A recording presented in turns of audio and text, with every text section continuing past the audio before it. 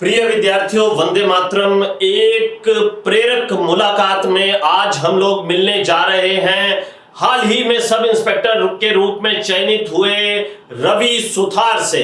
रवि 2013 से आश्रम के विद्यार्थी हैं, यानी कि एक लंबा अध्ययन तपस्या इन्होंने की और प्रतिफल में इनके कंधों पर स्टार लगने जा रहे हैं। तो छोटी सी मुलाकात हम रवि से करेंगे और इस बातचीत में रवि हमें यह भी बताएंगे कि जो आगामी सब इंस्पेक्टर भर्ती परीक्षा के अभ्यर्थी हैं उन्हें किन किन बिंदुओं पर ध्यान देना चाहिए। तो रवि, आश्रम में आपका बहुत बहुत स्वागत है। धन्यवाद।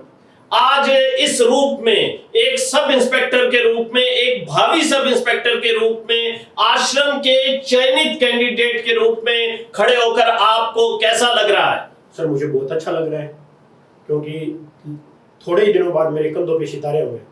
बहुत बढ़िया रवि, कंधों पर सितारे होंगे, लेकिन उससे पहले आपको आरपीए में लगभग 1 साल तक खूब पसीना बहाना पड़ेगा, शारीरिक और मानसिक प्रशिक्षण लेना पड़ेगा। रवि, जब हम लोग पढ़ते थे तब एक फिल्म आई थी, फिल्म का नाम था पुलिस पब्लिक। उसका एक डायलॉग जो कि नसीरुद्दीन शाह साहब ने बोला था, मुझे बहुत ही पसंद है। क्या आप सुनना पसंद करेंगे? जी बिल्कुल, मैं सर सुनना पसंद करूंगा। तो आइए सुनते हैं ये डायलॉग। ऑफिसर, इस यूनिफॉर्म पर आग, आंधी, पानी का असर नहीं होता। इसे पहनकर तो आदमी शेर बन जाता है। रवि, कैसा लगा आपको ये डायलॉग? सर, बहुत अच्छा लगा मुझे क्योंकि वर्दी हमें शेर बनाती है। वर्दी एक व्यक्ति को शेर किस तरह से बना सकती है, या ये सिर्फ एक फिल्मी बात है? सर, फिल्मी बात नहीं है, वर्दी दायित्व बोध करवाती है। हमारा वर्दी पहनने के बाद हमारा लोगों के प्रति क्या फर्ज है, लोगों की हिफाजत करने का हमारा फर्ज है, और इसी कारण वर्दी हमें शेर बनाती है। बिल्कुल आप सही कह रहे हैं। मेरा भी यही मानना है कि वर्दी पहनकर व्यक्ति शेर हो जाता है। मुझे ध्यान है कि मेरे एक मित्र हैं केशव शर्मा।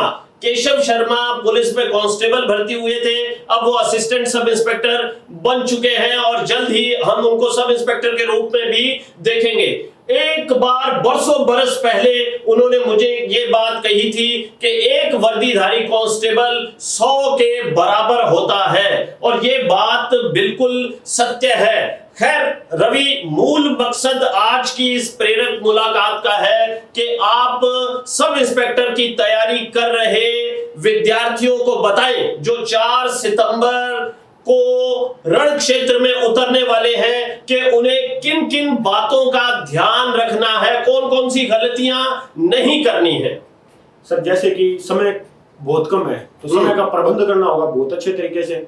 समय प्रबंधन करें, सबसे पहली बात आपने ये कही, बिल्कुल सही। बिल्कुल सर, और उसके साथ ऐसा ना सोचें कि 2 पेपर है, हिंदी ज्यादा पढ़े या जीके ज्यादा पढ़े, तो उसका रेशो रखें। मेरे हिसाब से उसका रेशो रखें 60-40 का। 60-40 का। 60-40 के रेशियो का मतलब क्या है? 60% क्या पढ़े और 40% क्या पढ़े? सर, 60% पढ़े जीके क्योंकि उसके खंड है 11, और बिल्कुल 40% पढ़े हिंदी। ये रेशियो आप 60-40 का क्यों कह रहे हैं, 50-50 का क्यों नहीं कह रहे? इसके पीछे क्या कारण है? सर, इसके पीछे सबसे बड़ा है कि थोड़ा सिलेबस विस्तृत है और जीके के खंड भी 11 हैं। किसी को कोई एक सब्जेक्ट में दिक्कत होगी, किसी को 2 में होगी, तो इस वजह से 60-40 का रेशो रखा है मैंने। ठीक, बहुत बढ़िया रवि। रवि, एक सपना आपका पूरा हो गया कि आप सब इंस्पेक्टर बने, आपके कंधों पर सितारे झिलमिलाएं, लेकिन जब आप सब इंस्पेक्टर बन जाएंगे, अपनी ड्यूटी को ज्वाइन कर लेंगे प्रशिक्षण के बाद, तो आपकी क्या प्राथमिकता रहेगी? सर, मेरा जो फर्ज है वर्दी के प्रति और लोगों की हिफाजत करना, वो ही मेरा मेन मकसद रहेगा। जैसे कि ध्येय वाक्य भी है, आमजन में विश्वास और अपराधियों में भय। बहुत बढ़िया रवि। अच्छा रवि, बच्चों के एक प्रश्न रहते हैं, अभी हमने अभिषेक से एक प्रेरक मुलाकात बच्चों की करवाई थी। सभी बच्चे ये पूछते हैं कि आपके अंक कितने आए। जी। हमारे जो बच्चे हैं जो हमें देख रहे हैं वो आपके अंक जानना चाहते हैं कि आपके कितने अंक आए। आपके रिटर्न में कितने अंक थे? रिटर्न में 293 अंक थे मेरे। 293 अंक थे। और साक्षात्कार में आपको कितने अंक दिए गए? 28 अंक दिए गए मुझे। 28 अंक दिए गए। बहुत बढ़िया रवि। अच्छा, अभिषेक से हमारी इन अंकों पर बात नहीं हो पाई थी। अभिषेक आपके अभिन्न मित्र हैं, आप लोगों ने साथ में तैयारी की, तो अभिषेक के अंक आप सभी जानते हैं कि अभिषेक की 6ठी रैंक रही राजस्थान पुलिस सब इंस्पेक्टर भर्ती परीक्षा 2016 में। उनके रिटर्न में कितने अंक आए थे? 318 अंक थे। 318 अंक थे अभिषेक के। और साक्षात्कार में उनको कितने अंक दिए गए थे? 27 अंक। 27 अंक अभिषेक को साक्षात्कार में प्राप्त हुए थे। तो खैर ये हमारी एक संक्षिप्त प्रेरक मुलाकात थी और इस मुलाकात में ढेर सारी बातें भी छुपी हुई हैं। रवि, अब इस प्रेरक मुलाकात के अंत में आप क्या संदेश हमारे विद्यार्थियों को, भावी सब इंस्पेक्टर्स को देना चाहेंगे? सर, सबसे बड़ा संदेश है, जैसा कि मैंने आपसे ही सीखा है, ईमानदारी के साथ तैयारी करें। अगर ईमानदार नहीं है तो ना तो आप अपने घर वालों को धोखा दे रहे हैं, ना आप अपने मतलब टीचर को धोखा दे रहे हैं। सबसे बड़ा धोखा आपका खुद के साथ है।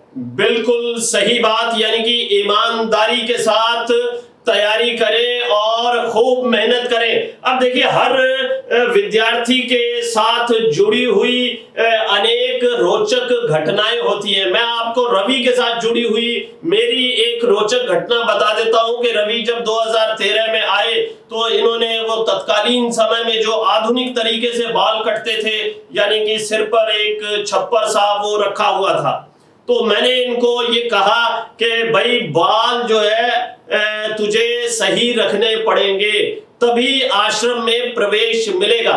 लेकिन मुझे इन्हें बीच बीच में बार बार टोकना भी पड़ा बाल कटवाने के लिए। ये बाल कटवा भी लेते थे। और अब इन्होंने आरपीए जाने की तैयारी कर ली है, पहले से ही बाल छोटे करवा लिए हैं। और मेरा ये भी मानना है कि अभी आरपीए में भी एक बार इनके बालों पर कतरनी जरूर चलेगी और बाल और छोटे हो जाएंगे। लेकिन बाल छोटे होंगे और विशालता और बड़ी हो जाएगी, क्योंकि आप थानेदार होंगे। आप सब इंस्पेक्टर ज्वाइन करने जा रहे हैं तो स्वाभाविक है कि आपको बहुत सारे कागज भी भरने पड़ेंगे और हस्ताक्षर भी करने पड़ेंगे। तो आश्रम परिवार की ओर से ये छोटा सा पेन आपको इस कार्य के लिए मैं दे रहा हूं। धन्यवाद सर। तो बहुत बहुत धन्यवाद रवि। जय हिंद, जय भारत।